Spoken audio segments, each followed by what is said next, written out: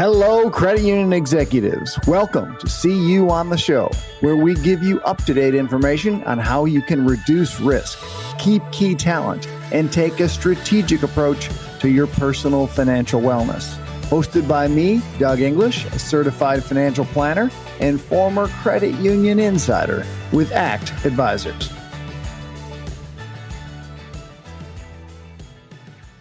My guest today on the show is Andy Sheeter. Andy is the founder of the Sheeter Group, a leading executive benefits firm that focuses exclusively on supplemental executive retirement plans for credit union leaders across the country. In this episode, we discuss strategies on how to help the credit union executive talk to the board about adding or starting executive benefits and how that conversation differs depending on the credit union size. We also talk about incentive packages and mergers, C-suite vesting schedules, and a potential threat to your comp strategy. Good morning, Andy. Good morning, Doug. How you doing? I'm doing great. Good. How are your things in Florida this morning? Everything's great in Florida. It's another perfect day here. Awesome. All right, so let's pretend that you're talking to various levels of credit union CEOs. So maybe we'll kind of start at the top, like the billion plus category, and work our way down. And we want to introduce either executive benefits to begin with or additional executive benefits to the board.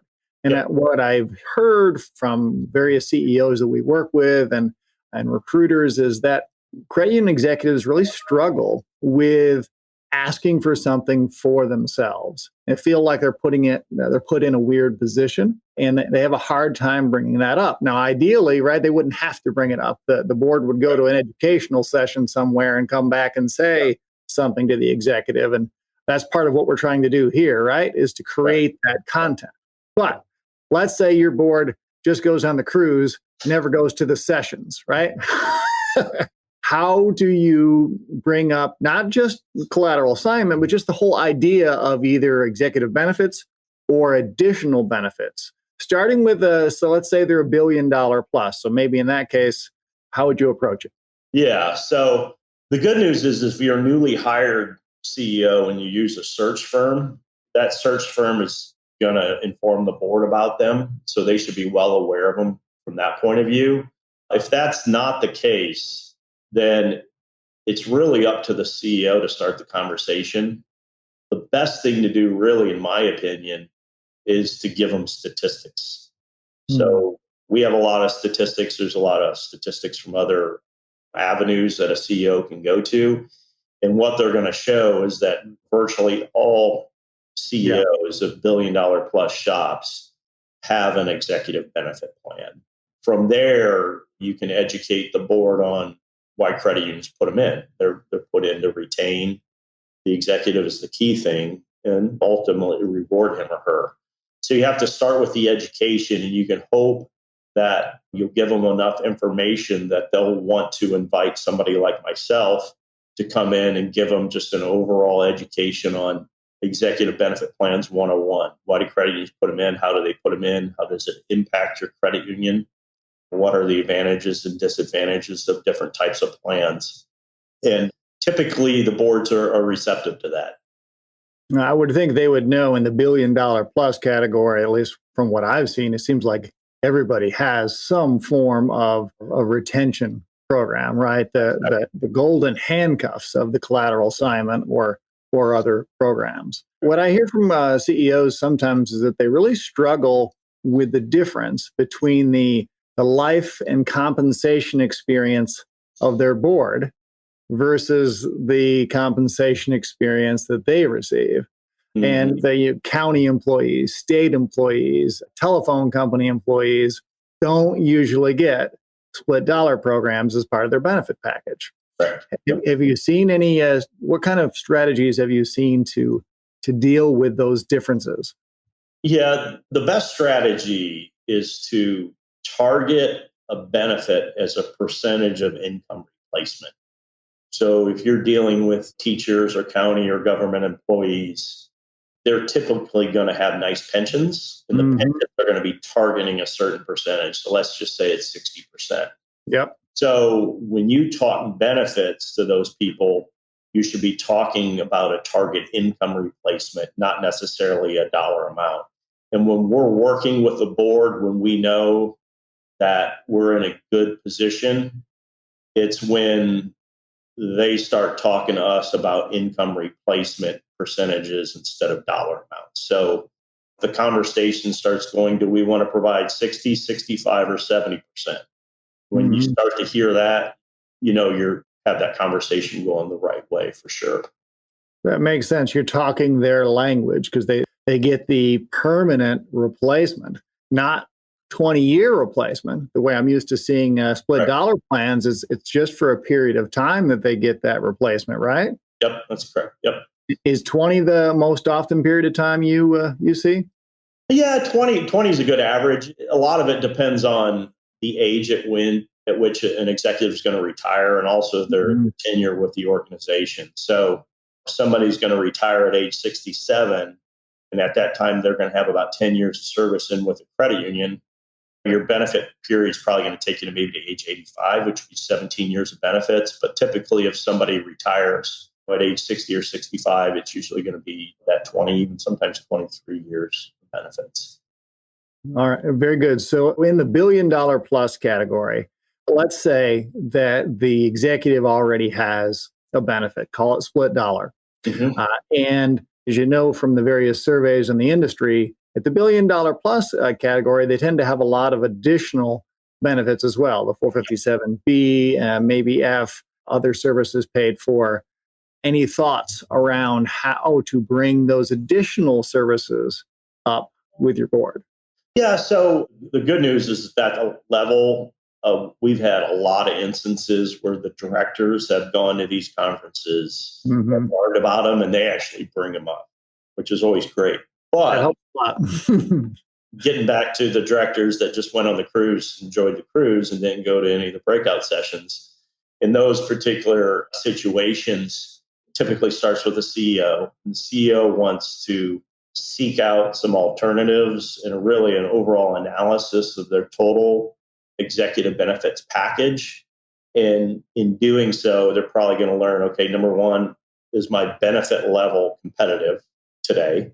Because what you might have got put in place 5 or 10 years ago was competitive back when you put it in, but it might not be competitive now.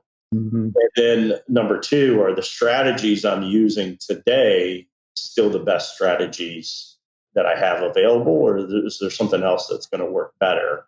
And as you start to sift through those at the CEO, if you see a glaring issue, then it's best to get the board involved. And usually what you do is you start with the board chair. You try to get the board chair on board. And if you can get the board chair on board, then you start to move it through the process, which sometimes involves just going to the committee next and then going to the full board, or it could be just going to the full board. Typically, we find it works best is if you move it in pieces, start with the chair, go to committee, then go to full board.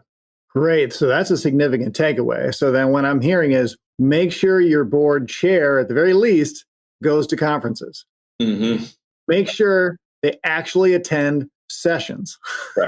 And then talk to them about that experience and about the things that they learned. And that might be the beginning of the conversation around executive benefits, especially in the large credit union space. Yes. Now, if we come down in the capital structure, Dave, if we come down to maybe the 500 million range, how does it change in a credit union smaller like that?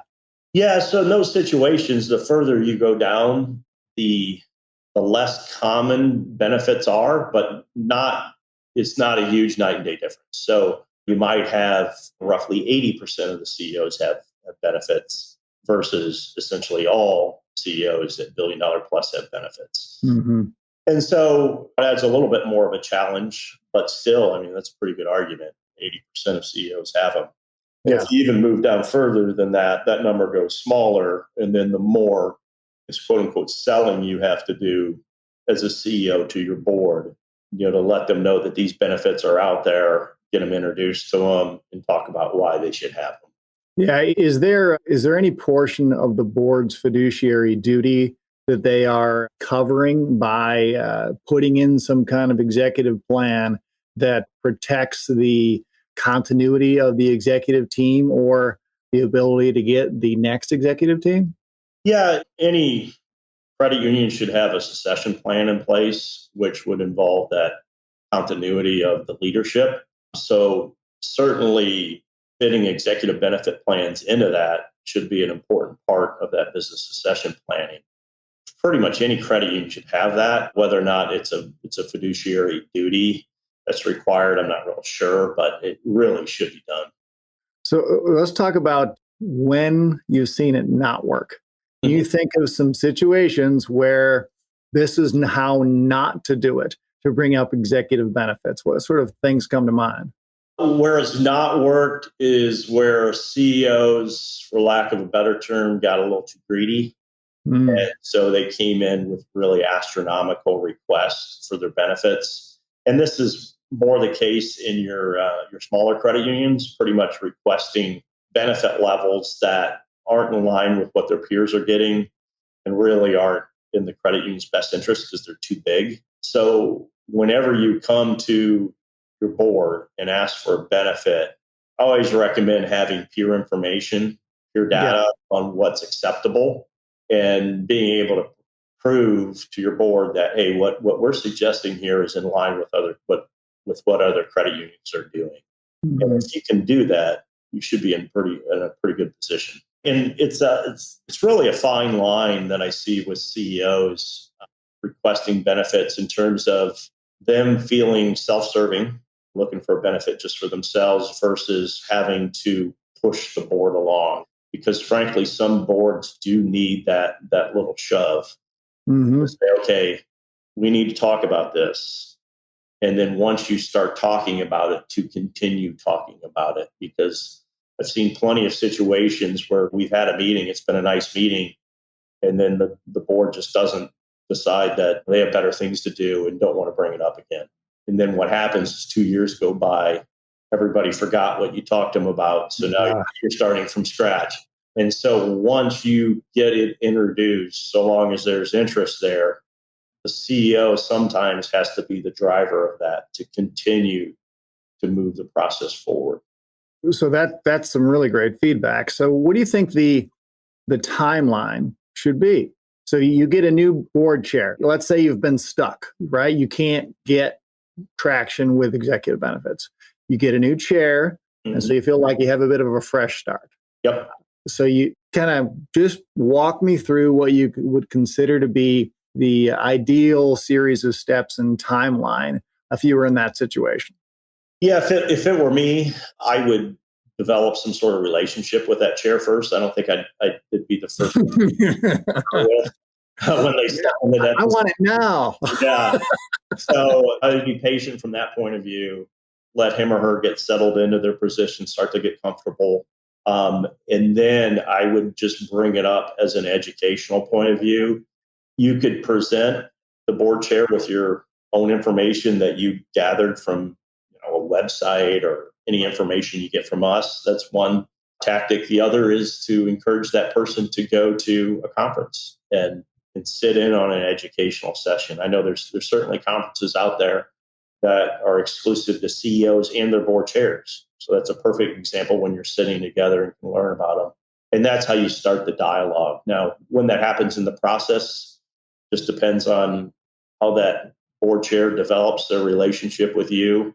I'd say a good rule of thumb would be 3 months or so, and then you can start to work on that process. Another really good time to address executive benefits, if you want a benefit, but haven't got any traction with your board, is if you have an employment contract, when that employment contract is up for renewal. That's the other great time to incorporate the executive benefit conversation.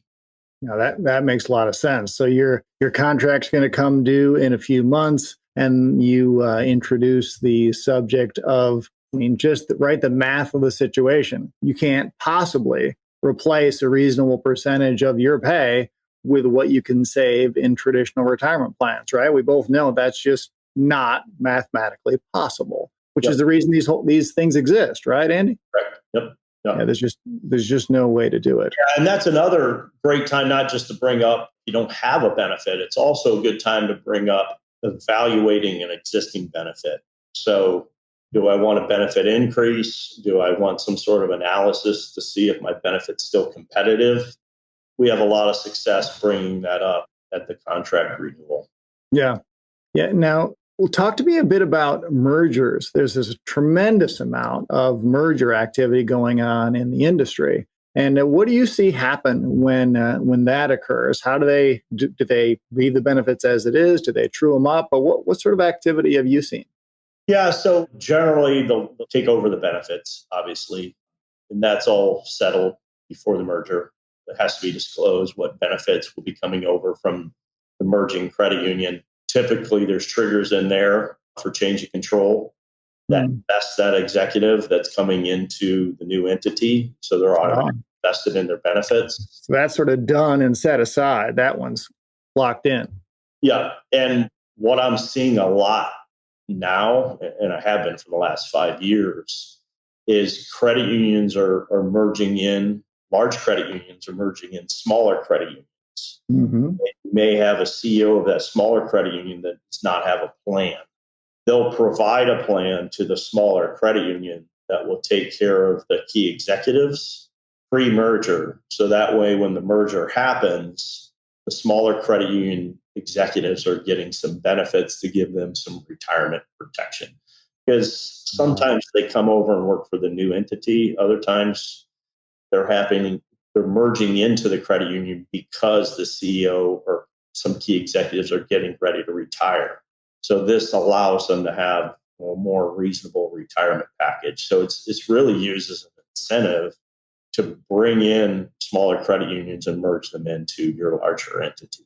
Yeah, it seems like sometimes those mergers where you stay on don't work out, right? Mm-hmm. And that way, if you had a vested benefit prior to the merger, you would be financially protected against it not working out. Yep, exactly.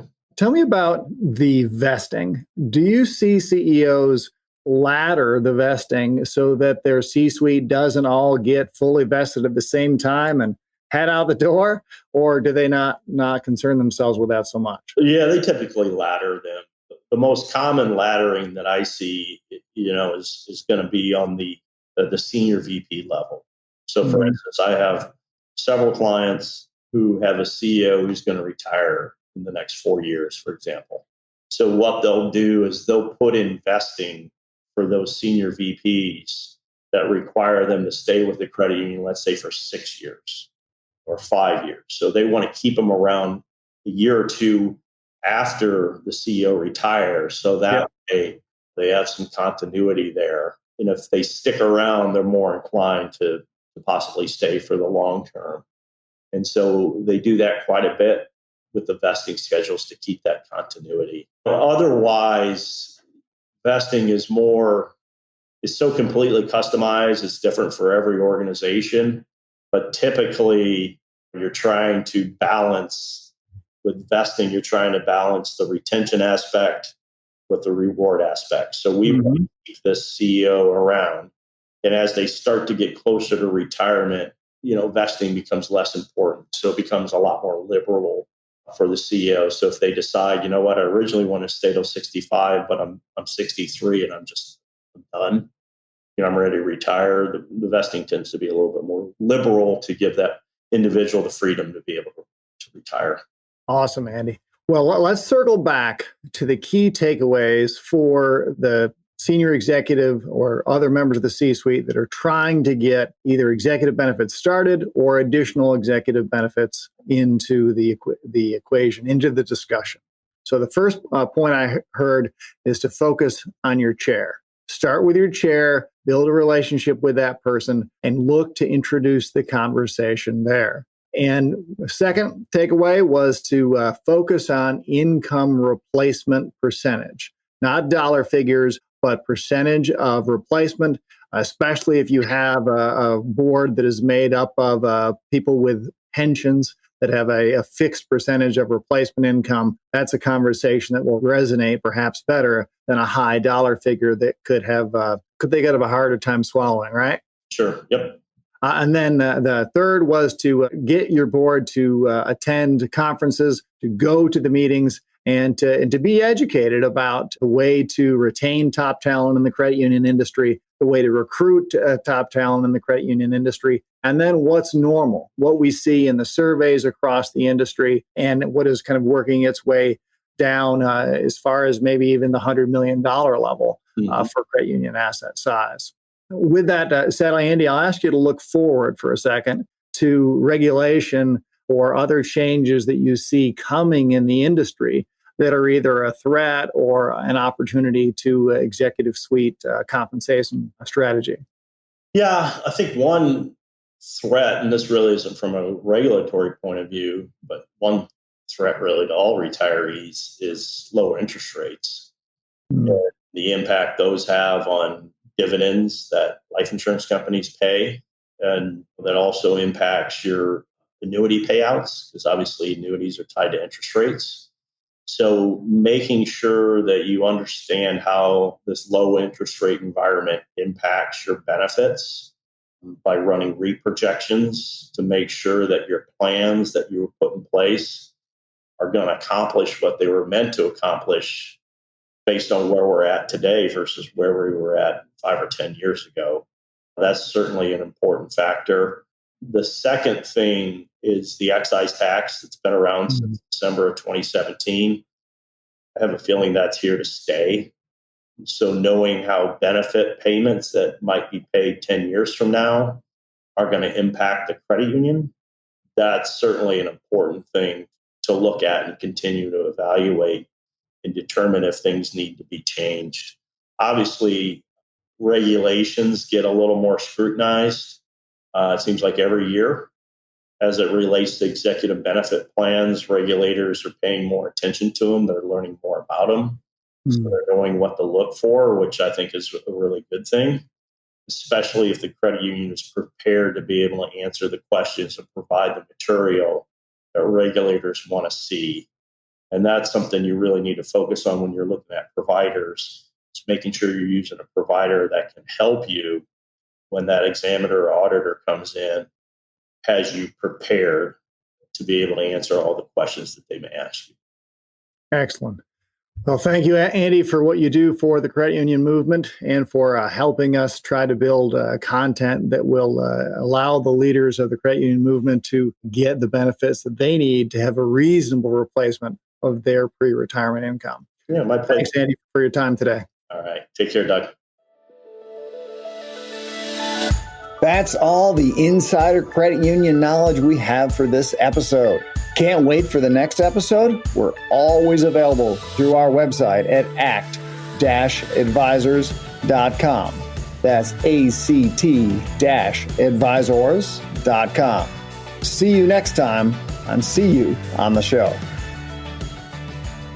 The opinions voiced in this material are for general information only and are not intended to provide specific advice or recommendations for any individual security. To determine which investments may be appropriate for you, consult your financial advisor prior to investing.